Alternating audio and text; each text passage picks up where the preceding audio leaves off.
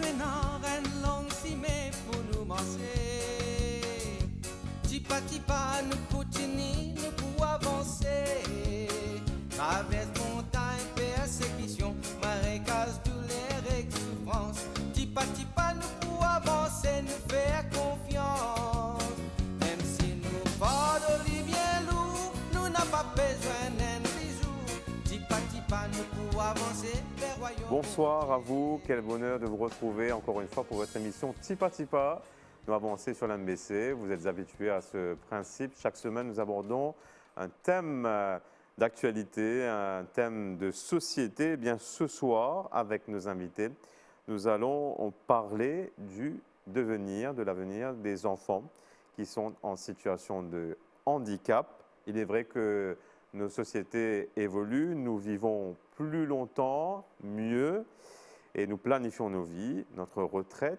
Mais il est une question qu'on n'aborde pas beaucoup, c'est cette dimension, c'est le sort des enfants qui sont porteurs de handicap, souvent quand leurs parents sont empêchés ou alors qu'ils se montrent, puisque c'est le cycle de la vie. Quelles options pour ces enfants qui ont besoin, bien évidemment, d'une attention spéciale? Nous allons parler de tout ça avec Clive Cass, qui est avec nous en plateau ce soir, et le président d'une association fraîchement fondée qui s'appelle justement Afresh. Bonsoir Clive. Bonsoir Odé. Merci d'être venu nous entretenir sur votre beau projet.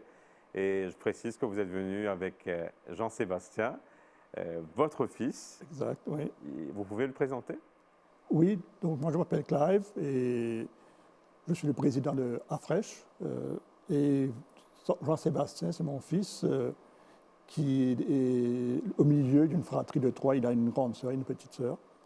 Fantastique, c'est vraiment une joie d'accueillir vous-même, mais bien sûr Jean-Sébastien, qui n'a pas de micro, il ne va pas parler, mais Non. sa présence veut tout dire, puisque Sébastien et tous ces autres enfants qui sont porteurs de handicap sont au cœur de ce projet. On va en parler, mais d'abord, dites-nous un peu plus sur votre parcours, et bien sûr, comment vous vivez cette belle aventure familiale avec Jean-Sébastien, entre autres.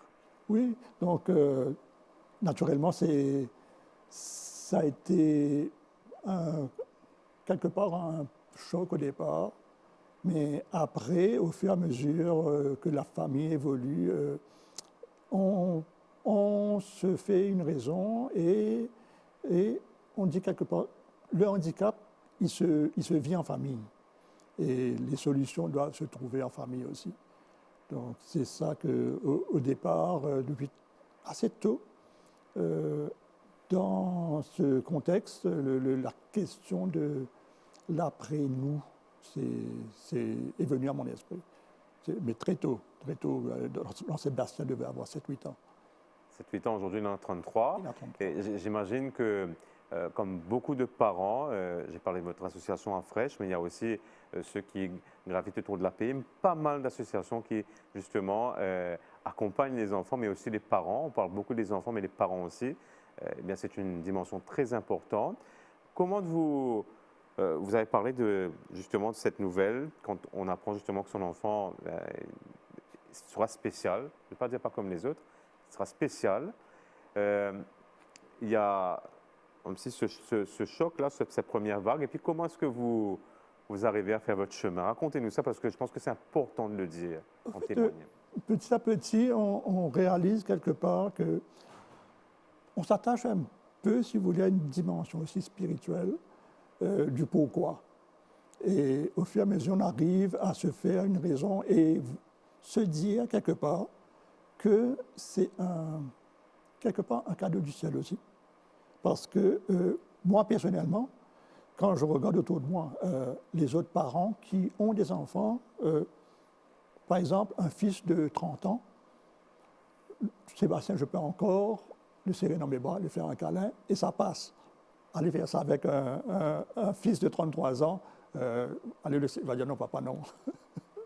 Donc, il y a une dimension où on s'adapte et on réalise quelque part les petits avantages qui nous remettent en question personnellement au niveau des émotions, de comment gérer les enfants et autres. Voilà, vous parlez d'émotions, je vous sens très ému ce soir avec la voix presque blanche, hein, à parler de Sébastien, de votre famille. En tout cas, Sébastien, depuis qu'il est arrivé, donc il est super à l'aise. Il est tout le temps de bonne humeur, il est facile à vivre. Naturellement, quand on parle de handicap, quelque part, il y a un amalgame qui est fait assez souvent dans l'inconscient collectif. Dès qu'on mentionne handicap, on pense handicap physique. Mais c'est tellement vaste et varié, le handicap, que oui, il y en a que, par exemple, Sébastien, lui, tout le temps, il aime sortir, il est tout le temps de bonne humeur, il est facile à vivre. Ouais. Alors, vous diriez que peut-être qu'il y a eu des appréhensions au début, quand vous avez appris justement qu'il serait spécial. Il y a eu, bien sûr, l'accueil. Et puis, comment est-ce que Sébastien, peut-être, a façonné votre cœur, hein? La paternité que vous avez déjà, puisqu'il est arrivé en deuxième. Oui. Comment ça s'est passé? Racontez-nous ça. Moi, je serais très intéressé, comme les téléspectateurs, à voir ce cheminement-là, à le comprendre. Justement, étant au milieu d'une fratrie, nous-mêmes ayant été, moi personnellement, tout le monde, on est le fils ou la fille d'eux, on a des parents, on a aussi nos valises à porter, et par rapport à tout ça, on essaye de ne pas faire de différence entre nos enfants. Et là aussi, c'est pour la fratrie, je pense que essayer de ne pas trop lui donner une place centrale ou se focaliser que sur lui. Donc, il faut ménager ses sœurs aussi. Donc,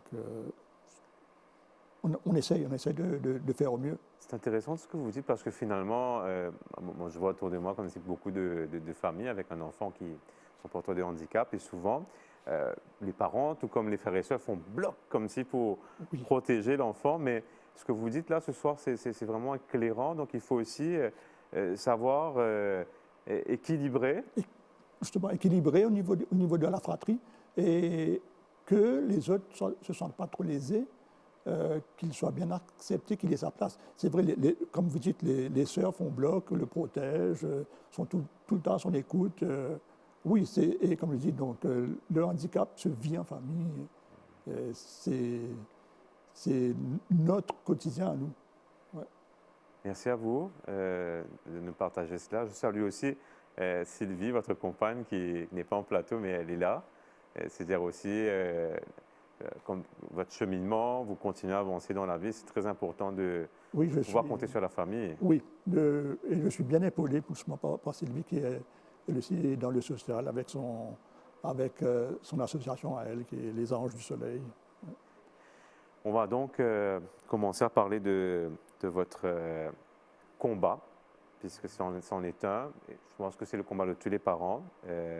Comment dire, nous faire le mal des enfants et puis nous espérer qu'ils, comme si tout gagne de l'avenir, bien sûr, que quand, comme dirait la chanson du film, Douane chante « Mes chers parents, je vole », n'est-ce pas? Il y a beaucoup de références comme ça.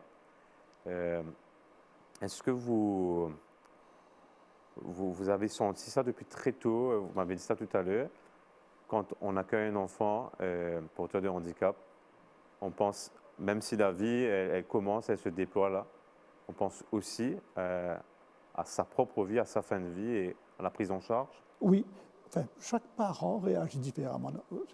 Moi, je sais que très tôt, dès 7 ans, 8 ans, je me suis posé la question, mais après moi, comment ça va se passer?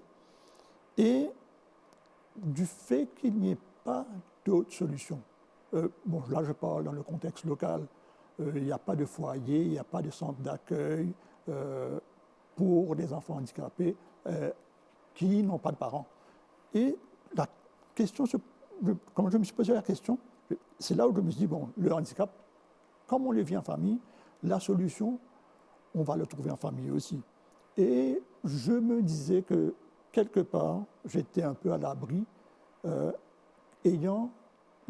Sébastien ayant 2 sœurs, naturellement, il y a une des deux qui va prendre la relève, ou les deux. Mais ce qui s'est passé, ce qui m'a vraiment poussé à former l'association, c'est que ma première fille, Élodie, a fait ses études, elle est rentrée. La petite sœur, Julie, elle a été faire ses études, mais elle n'est pas rentrée. Et là, je me suis posé la question, est-ce que, comment je conçois le fait de, s'il se passe quelque chose dans l'avenir et qu'ils se retrouvent sans parents, de laisser la charge de Sébastien à une seule sœur. Ça m'a dérangé. Je me dis non, parce qu'elle a sa vie, elle doit vivre elle aussi, et essayons de trouver une autre solution. C'est là l'idée j'ai mis dans la tête de essayer de mettre sur pied un foyer, parce que c'est en libérant la parole avec d'autres parents, on en parle, et là je réalise que je ne suis pas seul à penser comme ça, à avoir quelque part, l'image n'est pas jolie, mais une épée de Damoclès sur la tête pour l'avenir de nos enfants, autrement capables. Et donc on a mis sur pied Afresh pour cette raison.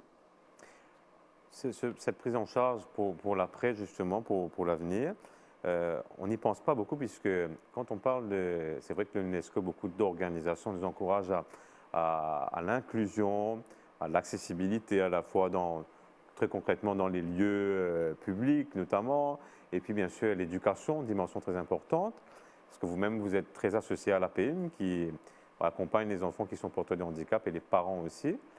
Mais cette question de l'après, par exemple d'avoir un foyer, est-ce que vous avez eu autour de vous des témoignages comme si de parents qui... Est-ce qu'on se le dit ça? Le sujet quelque part est un peu tabou.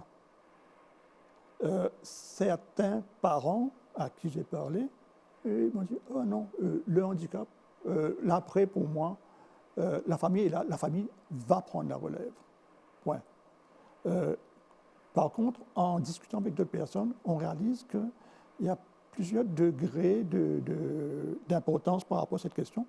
Notamment, j'ai eu le témoignage d'une maman très poignant, de 80 ans passés, qui a un fils unique, qui porte un handicap et qui a plus de 50 ans. Et son cri de cœur, c'est que son fils parte avant elle. Parce qu'il n'y a pas d'autre solution pour lui. Il n'y a pas de structure qui puisse l'accueillir. Et ça, c'est une dimension. Une autre dimension qui rejoint un peu mon idée de départ avec les sœurs de Sébastien, de prendre la relève. Là, j'ai eu un témoignage d'une sœur, qui a une sœur porteuse de handicap, et dont les parents sont morts. Donc, c'est elle, la sœur, vit avec elle. Et elle m'a témoigné, elle me dit, bon, c'est un stress sur son couple à elle. Donc, ça prend une autre dimension. On a beau se dire, oui, que la fratrie est là pour prendre la relève, mais c'est porteur de problèmes quelque part entre le couple après. Ça peut être porteur de problèmes. Vous me faites penser justement à un film que peut-être beaucoup de générations de Mauriciens ont connu, qui n'est pas très récent. Bon, la première fois qu'on a été exposé à ce thème du handicap, c'est le 8e jour. Le 8e jour. Un film avec Daniel Auteuil et Pascal Buchan qui est porteur de handicap et qui, vraiment, dans ce film, apporte un témoignage poignant. Et on voit une séquence, justement, pour voir quelques extraits, où on entend la sœur de Georges, qui est incarnée par Pascal Buchan, qui dit très clairement « J'ai dit à maman que je ne veux pas m'occuper de Georges qui est porteur de handicap. » Et ça, au-delà du film qui est certainement très bienveillant, drôle aussi parfois, il y a aussi cette dure réalité. Est-ce que vous avez eu ces témoignages de frères et sœurs, vous l'avez dit, qui peut-être ressentent ce poids-là et peut-être qu'ils ne veulent pas aussi? Est-ce que c'est à eux de gérer ça? C'est ça, oui. Donc, d'où l'importance de mettre sur pied une structure d'accueil pour nos enfants. Oui, comme vous dites, c'est le cas de cette sœur qui clairement m'a dit que dans son couple est en train de souffrir à cause de la présence de sa sœur chez elle. Donc, il n'y a pas la dimension d'une personne qui ne veut pas prendre en charge. Si, elle veut bien, mais elle est réaliste aussi. Elle a sa vie, elle a son couple à gérer, sa famille à gérer. Et si le fait d'accueillir son frère ou sa sœur chez elle lui porte préjudice, naturellement, elle va réagir. Donc, le fait d'avoir une structure d'accueil qui puisse les accueillir, même si c'est à court terme ou à plein temps, que les parents, les frères et sœurs, la fratrie, puissent souffler, ne serait-ce que pendant un week-end, pendant une semaine, parce qu'il y a beaucoup de problématiques, par exemple, si on veut partir en vacances. Et je pense qu'une structure adaptée qui est présente peut accueillir des gens aussi à mi-temps ou à plein temps. Et très concrètement, il s'agit d'aller vers un foyer. Et comment est-ce que vous pensez à la suite? Comment mettre en place tout ça? Comme on dit toujours, le nerf de la guerre, c'est l'argent. Nous, on est une association de bénévoles et on est en recherche de financement pour mettre sur pied un premier projet pilote. Les parents ont quelque part mis la main à la poche. On a commencé à louer une maison et on est dans la période où on demande des permis et autres.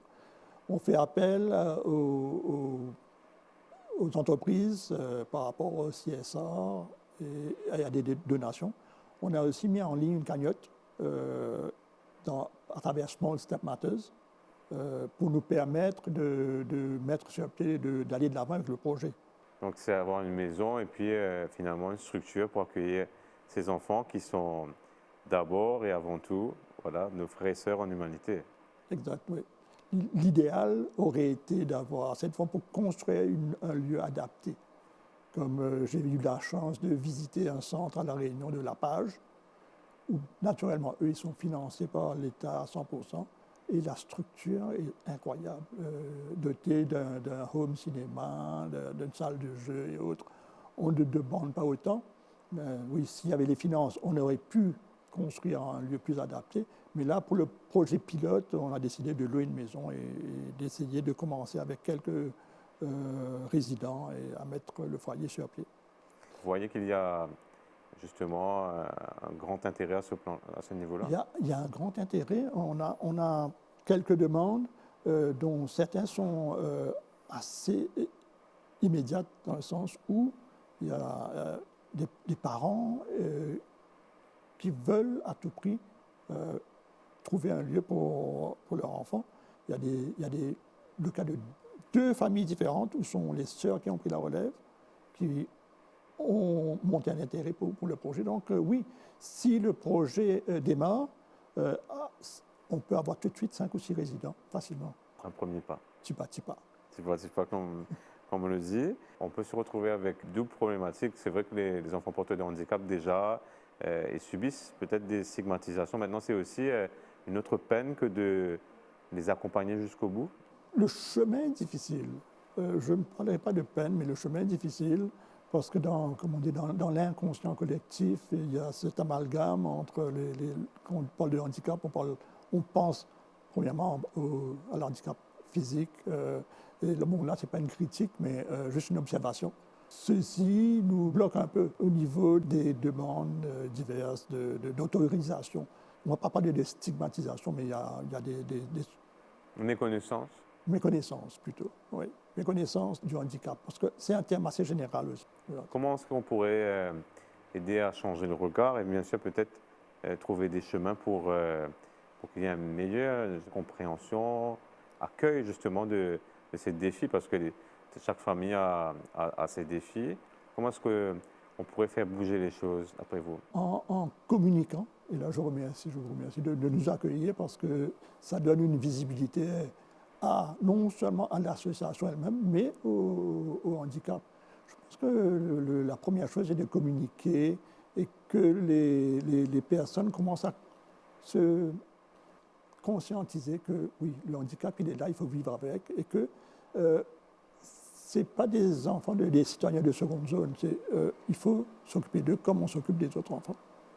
Et j'imagine que pour ce type de projet, Clivecast, pour avoir un foyer, donc il faut que ce soit un projet qui soit réfléchi. Il ne suffit pas que de la structure. Comment trouver justement tous les soutiens au-delà de cette question matérielle? Il faut des équipes formées. Comment est-ce que vous pensez à ces impératifs-là? Disons qu'on est bien épaulé par l'API. On travaille comme AFRESH a pris naissance un peu avec les parents qui sont déjà membres de l'APIM, et que sur notre comité, il y a la directrice de l'APIM, Jocelyne Bissoun, qui s'implique beaucoup dans le projet. Et comme on est aussi soutenu par l'APIM, on bénéficie beaucoup de leur soutien, que ce soit au niveau médical, au niveau pédagogique et psychologique. Donc, ils nous apportent pas mal de soutien de ce côté-là. On va parler un petit peu de Sébastien qui est à l'APIM, notamment. Oui. Quels sont un peu ses passe-temps? J'imagine qu'il m'avait dit qu'il a une vie qui est relativement facile à gérer. Quels sont ses centres d'intérêt? Jean-Sébastien est facile à gérer, facile à vivre. Donc, à l'APIM, au départ, il avait commencé dans l'atelier cuisine et il aimait bien participer, aider, faire des petites mains dans la cuisine. Et aujourd'hui, il est à l'atelier jardinage. Donc là aussi, ça l'occupe. Je trouve qu'il est très patient quand il est occupé dans le jardin, sous les serres. Il aime bien. Alors, on fait une petite pause. On va vous proposer quelques témoignages de parents qui ont des enfants justement qui sont dans ces situations, qui sont porteurs de handicap. Olivier est mon enfant unique et il est porteur d'un handicap. Mon plus grand désir serait qu'il ait un foyer où il sera heureux et en sécurité, surtout s'il se retrouve seul sans nous un jour. Et notre ONG a pour but d'intégrer les enfants socialement pour qu'ils deviennent autonomes et offrir aussi un hébergement. Comme Daniel, Corinne et moi, beaucoup de parents se soucient de qui en prendra la charge une fois que nous ne sommes pas là. Est-ce que la famille sera apte à le faire ou financièrement, est-ce qu'ils auront les moyens? Ou alors même le plus grand souci, c'est s'il n'y a pas de famille directe, qu'est-ce qu'on en fait de ces enfants? Pour exemple, j'ai eu le témoignage d'une mère de 88 ans qui a un fils de 55 ans et qui n'ont pas de famille directe. Et elle prie pour que son fils parte avant elle. Bonjour, je suis Wendy et ma sœur Nathalie. Et Nathalie dit bonjour. Bonjour. Et j'ai une autre sœur aussi, Jennifer, qui est autrement capable, qui n'est pas là. Mon papa est décédé depuis plus de 20 ans et ma maman vient de rejoindre un foyer pour les vieilles personnes parce qu'elle ne peut plus s'occuper de mes sœurs. C'est pourquoi je suis dans l'urgence de chercher un foyer pour mes sœurs. Ce projet est vraiment ce que je recherche. Voilà, c'est pourquoi le foyer serait un idéal où elles trouveront leur joie de vivre et toutes les activités. Bonjour, je suis Jocelyne Bissoun, directrice de l'APIM et je collabore au projet AFRESH. Parler de la mort, c'est un sujet qui fait peur, qui dérange, mais parler de la mort ne tue pas. Et les parents d'AFRESH ont pris la décision de préparer l'après-eux. C'est un projet pilote qui concerne 5 jeunes. Et pour ça faire, nous vous besoin de l'argent, nous payons votre contribution et votre contribution pour payer le loyer, pour le roulement du foyer et aussi pour mettre la casa aux normes.